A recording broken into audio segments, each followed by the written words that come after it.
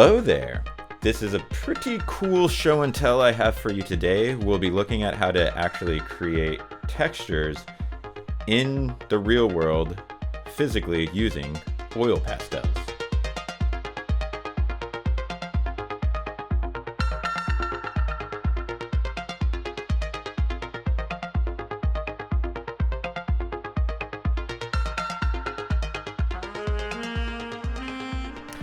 So let's start talking about the why and the how of this little project.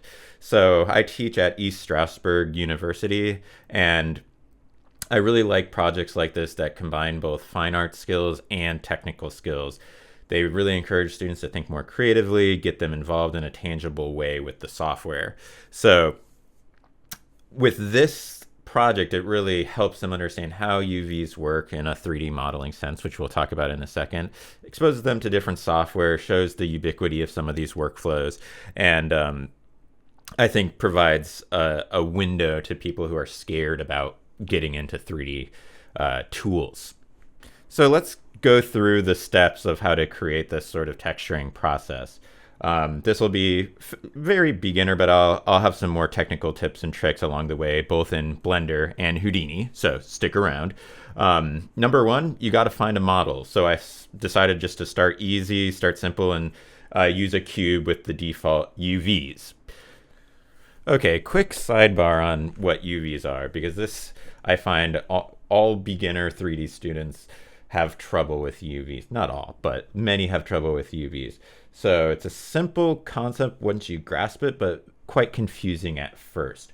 UVs are essentially a flattened version of the model. So in Blender here again, we have a 3D cube, and on this left side, this is the flattened version of it. So let's pop over to Houdini and show the same thing.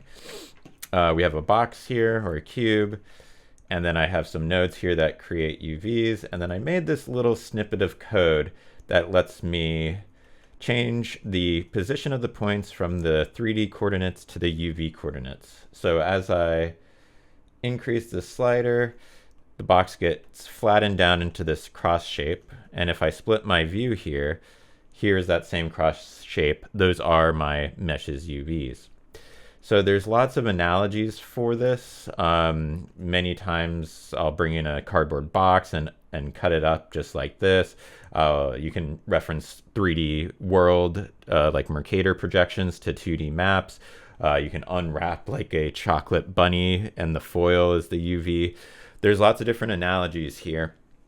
But essentially we need to flatten down this 3D object in order to paint 2D textures on top of this, and the UVs are the link between that 2D texture and the 3D model. So the UVs are actually telling those textures where to be applied on that 3D form. Okay, sidebar over. Okay, we are back in Blender now.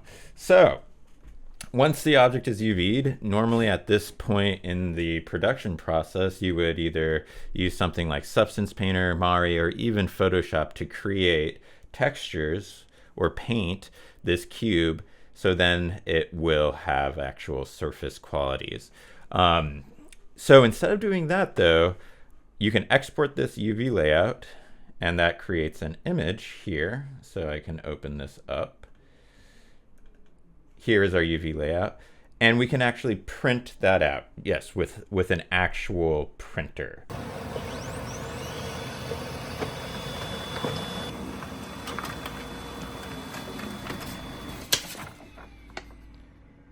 And you could see here that the UVs are quite subtle, and they merely serve as a guide for when we actually start coloring on top of them.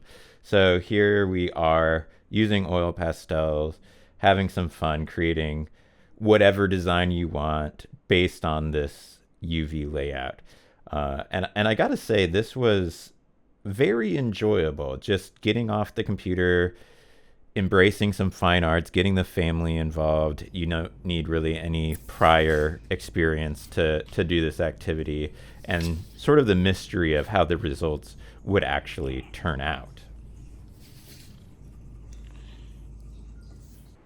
Okay, so then the next part is a little bit tricky. We have to photograph or scan that colored image and then reapply it to that 3D digital model. So here we're seeing the results on the sphere in Houdini and the results on the cubes in Blender. Now, I did not have a very professional setup here for this. If I were to do a lot of these, I would make a little camera rig or a down shooter or utilize a scanner. You can see as my cat attacked me there. Really, I just took my camera, leveled it out as much as possible, straight up and down, and took a photo. I brought that photo into Photoshop here with the UVs showing. So that's that UV export that we printed out. That's the same document. And I aligned that real world photograph with the two-dimensional UV guides. Now here you can see those photographed oil pastels drawings with the final 3D render. And you can see just by the nature of real world having so much tactileness to it, you get a lot of nice texture showing through on these cubes as well as these spheres. The way I'm actually applying these textures is I'm using that base color map, applying it not only to the color but to other 3D material properties like roughness or the glossiness of the object. I'm using just the color information to drive the bump or the normal map of it, and we're getting a lot of texture. Now you could get more advanced with this and generate things like bump maps using something like Substance Sampler, or even you could use AI to generate those maps, but I just utilize that color information to drive various aspects of the material and set up lighting and camera to get these renders. And that brings us back to the first image from the video, this face. So this is a 3D scan from 3dscans.com of John the Baptist. And what you're seeing is my family manically coloring on Christmas Eve. This was actually really fun, where we all did one rendition of this face. And this is very much the same process as the cubes and the spheres, which we saw, with a little extra difficulty because this is a 3D scan, so it was quite hard to make clean UVs with, which is definitely a requirement so you can kind of see where your color is going to be applied to the mesh. So you can see the hair was a little tricky here. So I wanted to end this video just with a couple of tips and tricks for doing the process on this head and the little added complexity compared to the cube and the sphere. So this is a 3D scan, so you can see the geometry is quite messy. We have lots of different little triangles that make up this mesh. So in an ideal world, what you would do is have clean geometry with clean UVs for this process, or really any 3D process.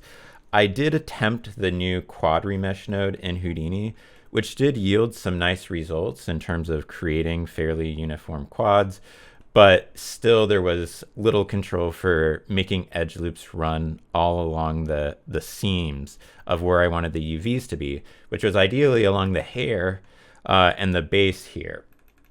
So I didn't even bother with that process of making nice UVs, but I didn't want to manually click all these tiny little edges to cut this up. So what did I end up do? What did I end up doing?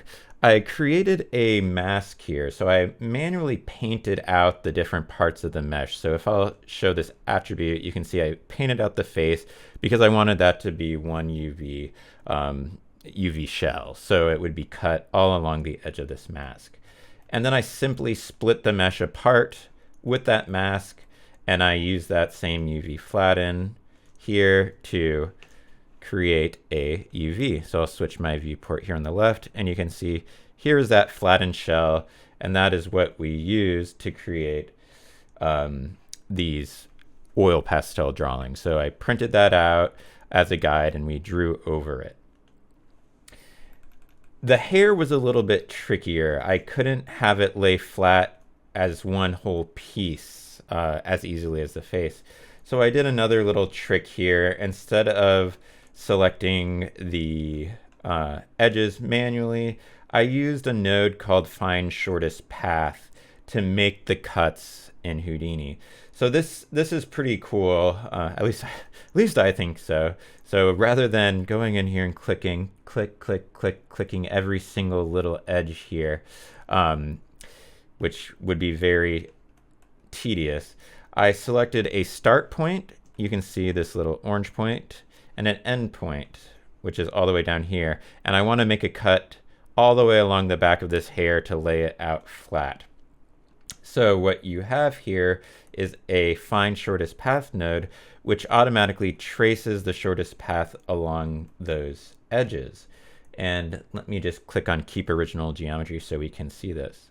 Now by default, if I disable this measure node, you can see that would kind of go straight down. But I'd like it to follow the valleys of the hair, or the curvature. So what I did was measure the curvature here and use that as a cost attribute, which essentially means like you imagine you're a little traveler walking down this path. If it's a low cost, you're likely to go that direction. So the curvature essentially indicated to that find shortest path node that all these valleys were very low cost, and it made it follow this path. And so I used this find shortest path node, and I did this a couple times just to get a couple different seams along this hair to then flatten out the hair.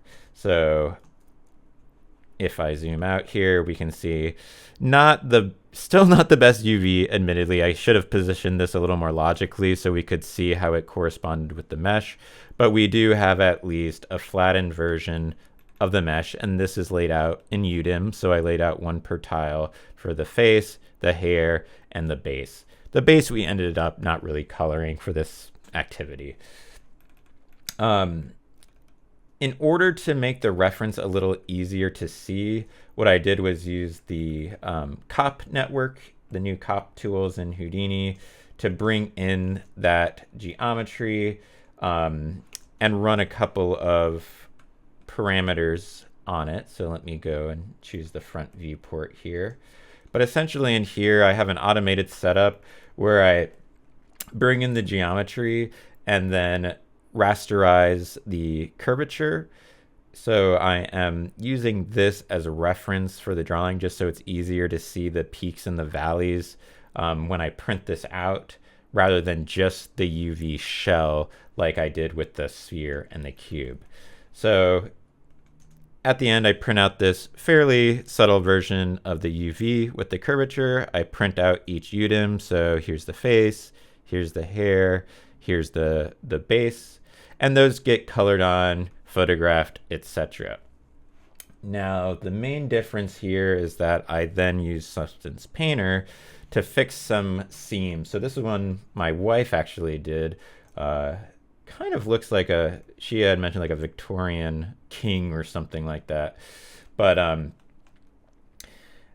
in Painter, I am essentially just bringing in those photographed drawings and applying it to the base color, the roughness, etc. The reason I'm using Painter here is because I wanted to cover up some of the seams. So if I go in closer and toggle on and off this layer, let's see here. I guess I didn't really do much. I'm painting at a high resolution, so just give it a second. So you can see when I toggle this on and off, around the bottom of the lips, around the beard, I just wanted to, since my UVs weren't that great, I wanted to soften some of those transitions. So I brought it into Painter, used the clone brush just to clone out some of those sections and make it a little smoother. To be honest, it was fairly subtle. And I did a little bit remapping of the base color so it could apply to the roughness, the normal, and all of those channels to be hooked up to the texture, or sorry, to the material in Houdini. This is pretty nice because I think I have some others already in here. So I can just literally click on the layer here, swap out the photograph. So I'll just drag in this one my dad did, and it'll automatically update all the channels with the little bit of levels adjustment and everything I had on top of it. And that will do it. Thank you so much for watching. If you enjoyed this sort of alternative process video, let me know in the comments, and I hope to see you all again soon.